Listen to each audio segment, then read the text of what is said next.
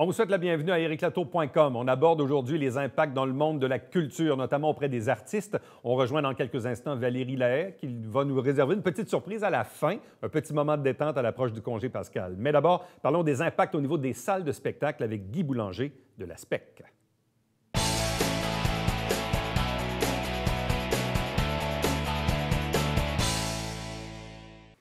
Plusieurs organismes, institutions ou entreprises vivent des impacts à la suite de cette crise de la COVID. La patience est requise. Et il y a certaines industries qui ont été probablement les premières touchées et qui, malheureusement, risquent aussi d'être les dernières touchées. Et c'est notamment l'industrie de la culture, du divertissement et du spectacle. Voyons les impacts chez nous auprès de la SPEC du Haut-Richelieu avec son directeur général, Guy Boulanger. Guy, bonjour, bienvenue. Merci, bonjour. Bon, rapidement, dans les premières mesures, on a interdit les rassemblements de plus de 250 personnes. Donc, rapidement, des salles de spectacle ou même des érablières ont écopé. Mais parlez-nous tout d'abord un peu des impacts que ça a eu chez vous et comment on s'est ajusté, disons, rapidement aux instructions données par le gouvernement au début de la crise. Bien, nous, le message est arrivé le 12 mars à midi. On avait des spectacles pour enfants le matin et l'après-midi. On a dû annuler le spectacle qui était, j'ai ça à 12 h à midi, et on a annulé le spectacle à 13 h qui avait lieu. On avait un autre en soirée. Donc, on a dû se réajuster rapidement. Ça a été ensuite la valse des reports de spectacles. Dès le jeudi après-midi, les producteurs nous téléphonaient pour reporter les spectacles. Bien naïvement, on a reporté les premiers spectacles au mois de mai. Et là, on est en train de tout reporter ça également. Pour la SPEC, c'est 83 événements qu'on avait entre le 12 mars et le 1er mai. De ces 83 événements-là, on a annulé 41 et on en a reporté 43. Dans les 41 événements annulés, c'est principalement des spectacles destinés au jeune public, des spectacles qu'on offre en tant que cadre de matinée scolaire. Les écoles, évidemment, annulent les représentations. Puis nous, ce n'est pas possible de repositionner ces spectacles-là dans la prochaine saison. Et ce qu'on a fait, c'est qu'on a procédé de mois par mois, c'est-à-dire que les premiers spectacles qu'on avait, on a contacté les détenteurs de billets. Ouais. Pour les informer, soit que le spectacle était reporté, soit que le spectacle était annulé. Et là, on leur donnait le choix d'accepter le report ou de se faire rembourser les billets. Et on y va comme ça. Là, on est rendu à faire les spectacles du mois de mai et juin à partir de la semaine prochaine. Bon, mais ça, c'est mon autre question, parce que, bon, au départ, quand on a vu ça, on s'est dit, bon, ça va durer quelques semaines, à la limite un mois et demi. On a vu le report après ça, évidemment, des fermetures d'écoles, les commerces non essentiels qui ont été repoussés au 4 mai. Mais en même temps, quand on regarde un peu ce qui se fait ailleurs dans le monde, oui, peut-être que début mai, il y a certains trucs qui vont rouvrir, mais quand on voit aussi la valse des annulations d'événements et de festivals pour mai, juin et même juillet dans certains cas, là aussi, sans faire preuve de naïveté, on se doute bien que la partie spectacle, divertissement, où il y a des foules de 200, 300, 400, 800 personnes, on ne pense pas que ça va être au rendez-vous pour le mois de mai, sinon même le mois de juin. C'est certain, non, absolument pas. Et je ne pense pas que ce soit au rendez-vous avant le début de l'automne, en fait, parce qu'il faut absolument que ça soit très maîtrisé comme pandémie, et il ne faut pas faire en sorte qu'on rassemble 800 personnes qui sont relativement tassées les uns sur les autres pour qu'ils se contaminent rapidement et qu'on parte à zéro. Donc, si on avait 83 événements entre le 12 mars et le 1er mai, combien aviez-vous d'événements aussi à l'horaire pour le reste de la saison avant les vacances d'été? Là, je parle ici du mois de mai et du mois de juin. Oui. Au mois de mai, juin, pour nous, ce n'est pas nos grosses périodes de diffusion de spectacles professionnels. Les salles sont surtout utilisées par les organismes du milieu, les écoles de danse, les chorales, les ensembles musicaux et tout ça. Et c'est beaucoup des locations que l'on a. On a peut-être 7-8 événements. Là. En fait, non, pas vrai. Avec les spectacles, on prend une quinzaine d'événements au programme. Mais c'est surtout les locations de salles, des organismes du milieu qui, eux, s'annulent un après l'autre. Bon, généralement, la SPEC a toujours eu, disons, une grille été relativement tranquille.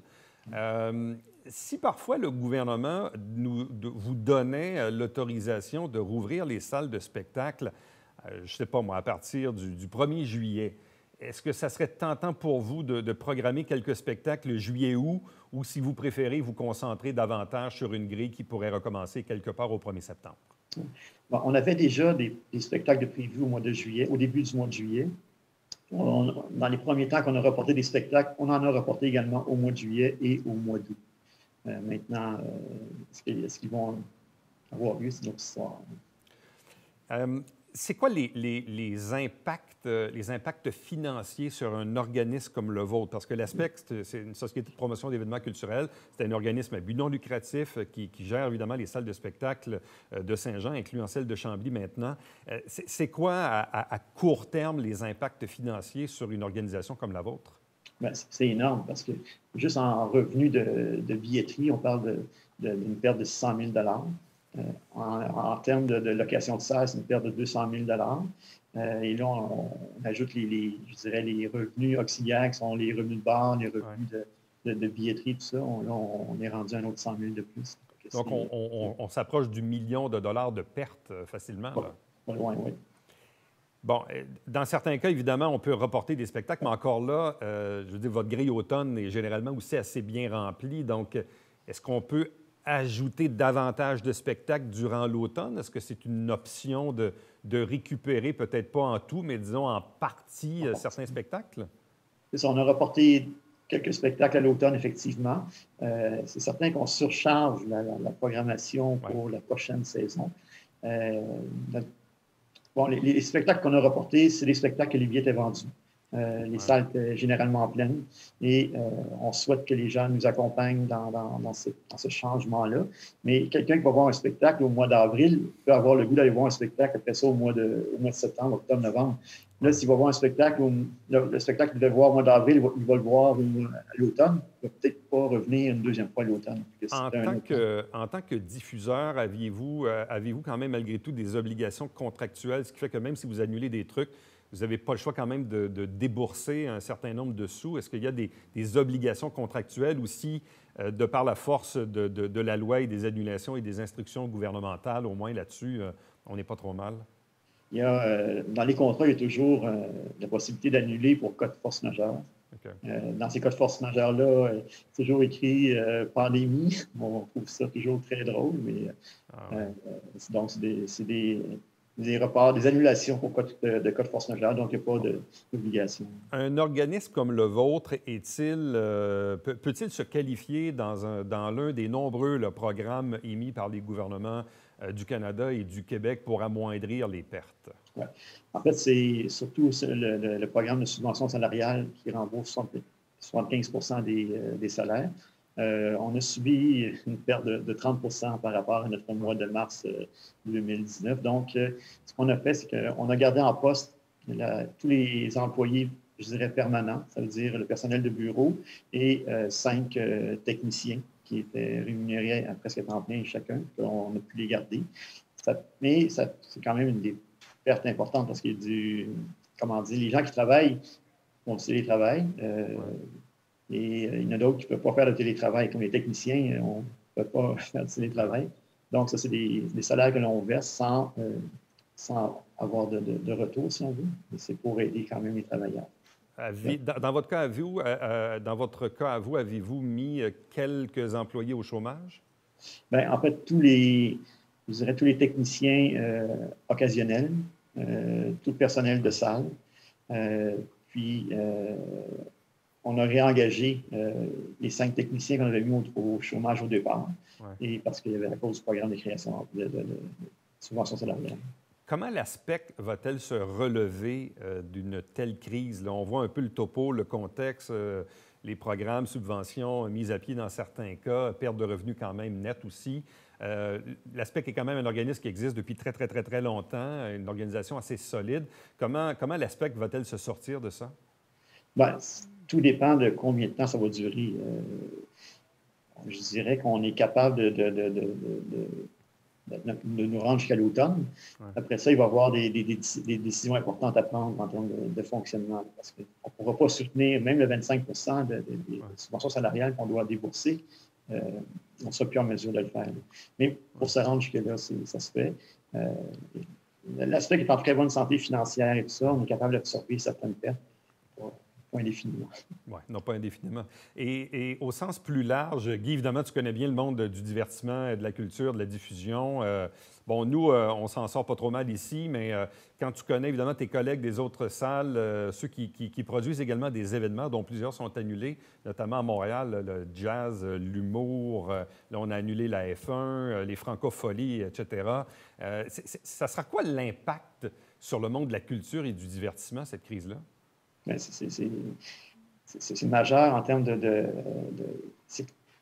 même si on reporte un spectacle aujourd'hui, c'est annulé pour l'artiste. Il ne récupérera jamais cet argent-là. Donc, pour les artistes, c'est des pertes sèches, nettes, qui vont avoir des répercussions sur des années à venir. Nous, pour rembourser ces pertes-là qu'on va subir, ça va prendre plusieurs années. Ça va peut-être faire en sorte qu'on va peut-être diminuer un peu la diversité de notre offre culturelle, faire peut-être un peu moins de spectacles à risque, des choses comme ça. Donc, encore là, c'est des répercussions qui vont se faire sentir auprès du public aussi, qui va avoir accès à une moins grande diversité culturelle. Oui. Donc, c'est un moment particulier à passer, mais quand même, on passe au travers. Mais comme je le disais un peu en introduction, vous étiez, dans le fond, dans les premiers coupés et vous risquez probablement d'être dans les derniers ramenés à la vie normale. Oui, tout à fait, c'est certain. Moi, je travaille toujours avec ce scénario-là. C'est que je ne fais pas de choix avant l'automne, d'après moi. Quand même satisfait, parce que hier, je sais qu'on a diffusé il y a quelques jours à peine des courbes et des projections pour éclairer les gens. La santé publique n'était pas très friande à l'idée, mais pour vous, comme gestionnaire, est-ce que ça vous éclaire et ça vous aide un peu pour voir un peu là où on s'en va? Ben, c'est des outils, n'importe quel outil est pertinent. Là, on a une courbe qui est optimiste, c'est une bonne nouvelle. Ceci dit, avant que ça soit complètement éteint, d'après moi, ça va prendre un vaccin, quelque chose comme ça, pour faire en sorte que les gens soient immunisés complètement, pour pas que tout ce qu'on se prive présentement, c'est fragile. Il ne faut pas recommencer demain être dans le trou. On n'aura pas les moyens personne. Bien, Guy Boulanger, merci beaucoup. C'était très, très, très éclairant d'avoir le point de vue et de connaître et de comprendre les impacts que la crise de la COVID a du côté de la diffusion des spectacles. Merci beaucoup. Merci. Bonne chance pour la suite. Restez avec nous puisque justement, on va aborder le volet d'impact sur les artistes et on rejoint dans quelques instants Valérie Lahaye.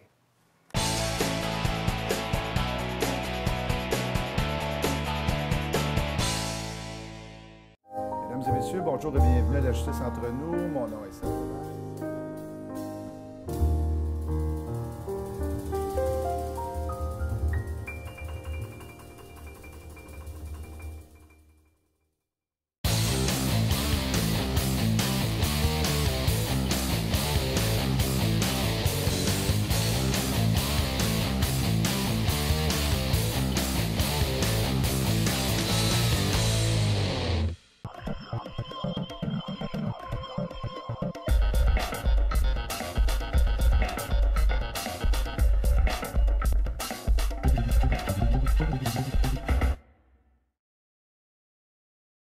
Mesdames et messieurs, bon matin et bienvenue à votre télébingo sur les ondes de télévision du Haut-Richelieu. Vous aimeriez jouer au bingo dans le confort de votre foyer?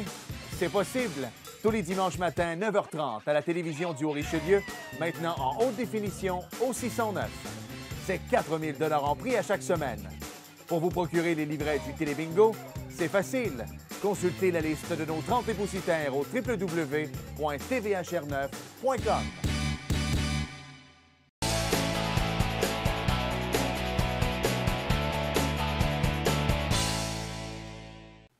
Bon, aujourd'hui, c'est une émission un peu plus à volet culturel. Il y a quelques instants, on parlait avec Guy Boulanger, directeur général de l'ASPEC, qui gère le Deux-Rives, le cabaret-théâtre du Vieux-Saint-Jean et également le pôle culturel du côté de Chambly. Et visiblement, on le voit au niveau des salles de spectacle, surtout quand on a des 400, 500, 800 personnes. Selon Guy Boulanger, clairement, il ne voit pas la lumière au bout du tunnel, à tout le moins avant le 1er septembre. Et tout ceci, évidemment, a un impact important sur les diffuseurs, les producteurs, mais les artistes eux-mêmes. Et voyons comment ça se vit localement avec l'une des artistes qu'on aime bien, c'est Valérie Lahaye. Salutations, bonjour. Bonjour. Valérie, évidemment, tu portes plusieurs chapeaux, auteur, compositeur, interprète, mais toi aussi, tu produis, tu diffuses des spectacles à l'Espace Piano Blanc. Bref, quand la crise a commencé à prendre de l'ampleur à la mi-mars, de quelle façon as-tu réagi au tout début? Bien, en fait, il y a deux côtés intéressants à être un artiste. Le premier, c'est qu'on est habitué à la précarité. Oui. On est habitué de devoir tout le temps faire face à des changements, que ce soit justement de dealer avec le fait que les gens sortent moins, je sais pas. On est déjà dans une industrie qui doit déjà se réinventer beaucoup. C'est un petit peu à la lumière de tout ça, d'ailleurs, que j'ai parti le Piano Blanc, tu sais. Fait qu'on est habitué à, bon, shit, j'arrive pas ce mois-ci, je vais essayer de me relever. On n'a aucunement des jobs stables, on n'a pas des horaires stables non plus. Donc, je pense qu'à ce niveau-là, on peut être content. Il y en a qui le disent, c'est quand on vit dans l'inconfort qu'on est habitué dans cet inconfort-là. Fait que j'ai pas paniqué, mais c'est sûr que le revers de la médaille, c'est qu'effectivement, c'est dur de voir autant d'amis, qui se sont fait couper là, des tournées complètes. J'ai une amie qui devait partir en France pour un 150 shows de théâtre. Ça a été annulé. On parle des années de montage, puis la tournée, elle est annulée. Toutes les répétitions, tout le travail qui a été mis derrière ça, tout le cœur, tout l'apprentissage des textes, tout ça. Maintenant, ben, ça va être, on attend la prochaine production, tu sais. Fait que c'est sûr que ce qui est le plus dur, c'est ça, c'est vraiment au niveau des shows. Il faut se réinventer. Moi, je suis quand même chanceuse parce que, comme tu le disais, je porte plusieurs chapeaux, fait que je me retourne vers des solutions. Mais c'est difficile, c'est sûr, dans le milieu artistique présentement. Il y a des gens, c'est ça, les tournées complètes qui sont arrêtées. Puis, tu sais, on ne parle pas jusqu'au mois de mai, là, comme le disait M. Boulanger. J'ai hâte d'entendre ce segment-là. Mais c'est ça, nous aussi, on est plusieurs à ne pas trop voir comment on peut... Le milieu culturel est probablement le premier milieu, le premier volet économique qui a été touché par la crise, et ça sera probablement le dernier à revenir à la normale, de par la nature même de la culture et du divertissement, où il y a des gens qui se rassemblent pour écouter un artiste. Exact, on vit pour du rassemblement, tu sais. Donc, c'est sûr que c'est vraiment... je pense que même aujourd'hui, je ne vois pas encore à quel point ça va avoir une portée dans le futur. Bon, dans ton propre cas, quand tu regardes l'agenda que tu avais entre le mois de mars et le mois d'août, là, prenons la fenêtre du 12 mars jusqu'à la fin août, dans ton cas, à toi, ça t'impacte de quelle façon?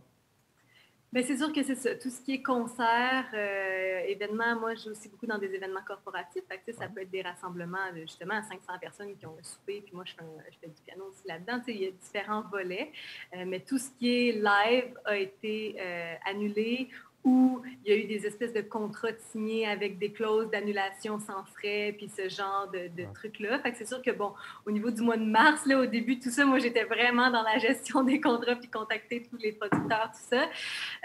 C'est sûr qu'on trouve d'autres moyens. Il y a vraiment des super beaux... Tu sais, quand je disais les artistes, c'est ça, c'est qu'il y a de la créativité. On voit beaucoup de mouvements naître.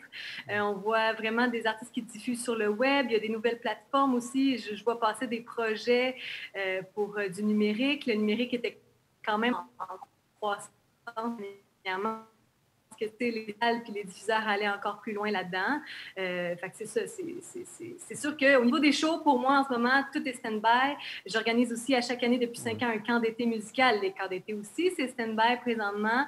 Je me tourne personnellement vers l'enseignement. Je donne des cours en ligne. Ça va super bien. Je suis en train de développer une nouvelle plateforme aussi avec des modules en ligne, tout ça. Probablement que je pourrais même réutiliser ça après la crise. Les gens apprécient vraiment ça. Je dis à tout le monde, il faut revenir à l'essentiel, apprenez le piano, tu sais.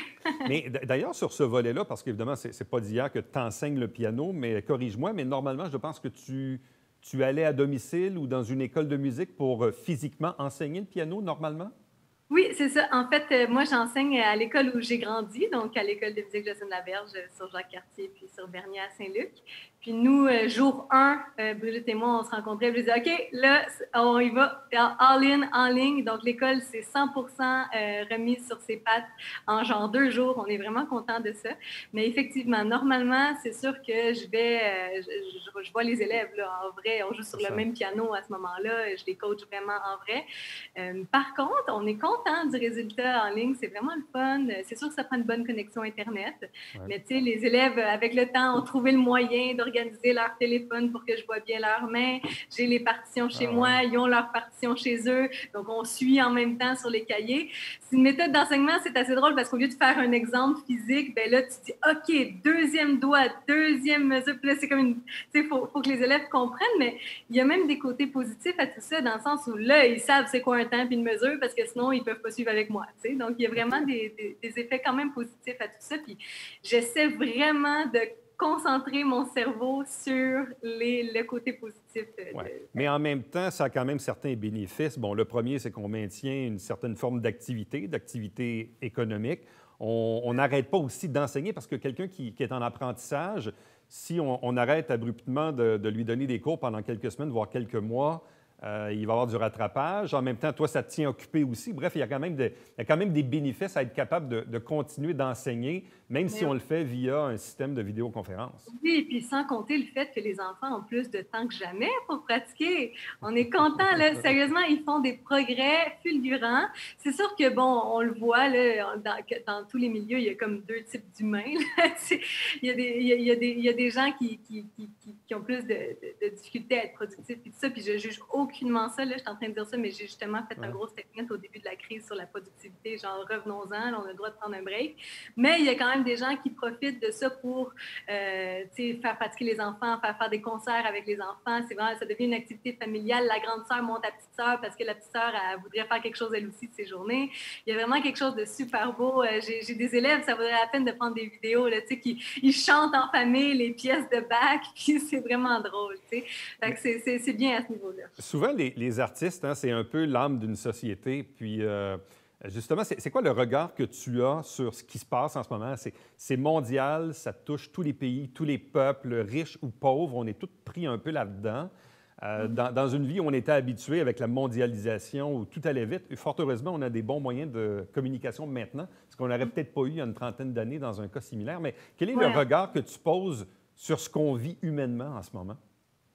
Oh, mais c'est vaste. On pourrait en parler vraiment longtemps. Je trouve ça passionnant, ne serait-ce que de regarder les gens, regarder les courants, comme je disais, les courants artistiques, tout ce qui se passe. Il y a vraiment, bon, vous avez tous vu là, les chanteurs sur les balcons, voir à quel point ça fait du bien, les gens qui s'appellent, qui FaceTime, qui chantent. Il y a vraiment quelque chose de super beau. Il y a beaucoup de créativité. Comme je disais aussi, je vois passer tellement de vidéos de familles, qu'il y a un musicien dans la famille, mais que là, les autres se mettent à taper sur des pots maçons ou des chaudrons, whatever. Il y a une vague de créativité qui est immense, puis je pense qu'on revient... il y a une phrase que j'ai utilisée beaucoup dans ma vie, puis c'est « l'ennui est la mère de la créativité ». Puis c'est exactement ce qu'on vit en ce moment. Mais d'ailleurs, on le voit, il y a plusieurs artistes là, qui ont fait des lives sur Facebook. Il y a Michel Rivard qui fait sa chanson à tous les jours. Il y a Sylvain Cossette avec André Waters qui fait d'autres choses dans la cuisine. Bref, donc tout le monde fait un peu son petit morceau. Puis justement, en planifiant l'entrevue aujourd'hui, quand on s'est écrit dans les derniers jours, je te disais, ça serait le fun que pour la fin de l'entrevue, tu nous fasses une pièce de ton choix avec le piano. Et d'autant que là, on est jeudi soir, on s'apprête à avoir le long congé pascal où les gens ne pourront pas vraiment se réunir pour Pâques, mais en même temps, c'est un moment où normalement on se rassemble. Donc, qu'est-ce que tu veux nous offrir aujourd'hui? Là, j'ai pensé faire quelque chose de vraiment drôle, OK? Parce qu'en même temps, je vais plugger une initiative d'un producteur.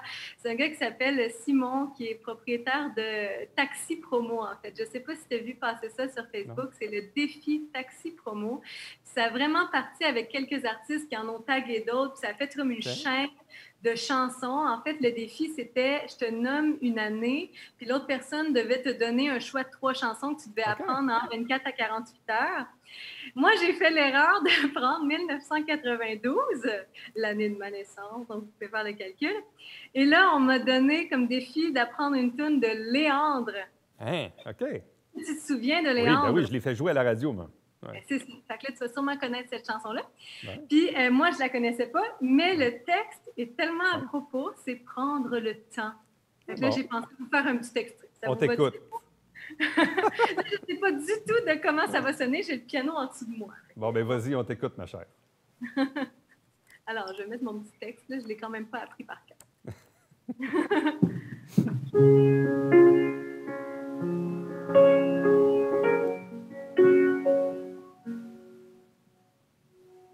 Prendra le temps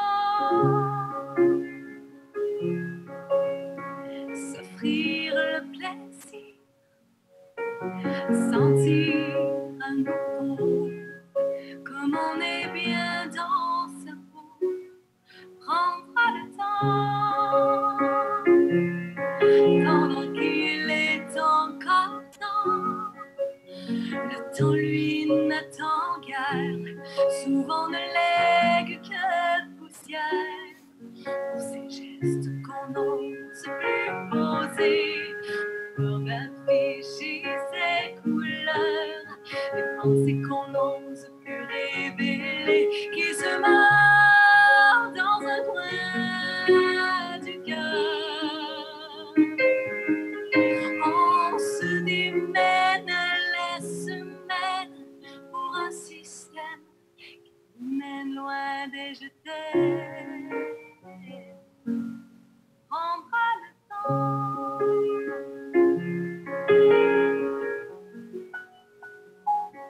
Prendra le temps. Bien, c'est ça qu'on va faire, Valérie. On va prendre le temps dans les prochains jours, prochaines semaines, peut-être les prochains mois, puis là, entre autres, en fin de semaine, avec le long congé pascal, où les gens vont peut-être se faire des rassemblements par vidéoconférence, des soupers, mais pas en vrai.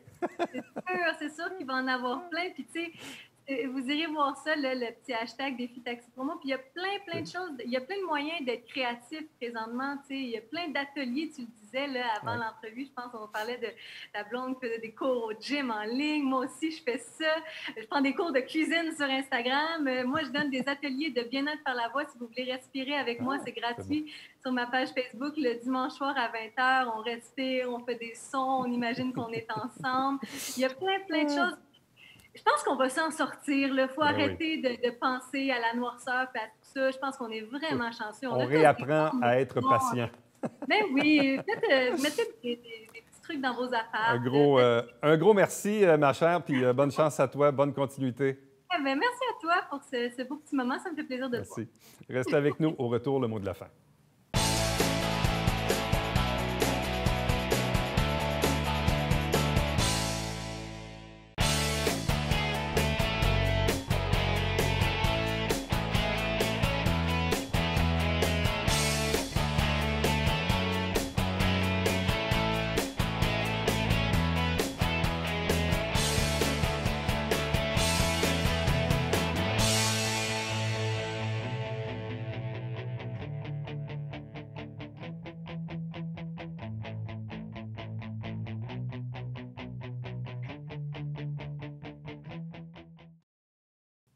La Ville de Saint-Jean-sur-Richelieu vous rappelle que ses installations sportives, les parcs et tout ça, bien sûr, c'est fermé jusqu'à nouvel ordre. Et si vous désirez avoir de l'information sur la Ville de Saint-Jean en lien avec la crise actuelle, sjsr.ca/coronavirus. On vous souhaite un long week-end de Pâques et célébrons en famille, mais à distance, s'il vous plaît. À la semaine prochaine. Bye-bye.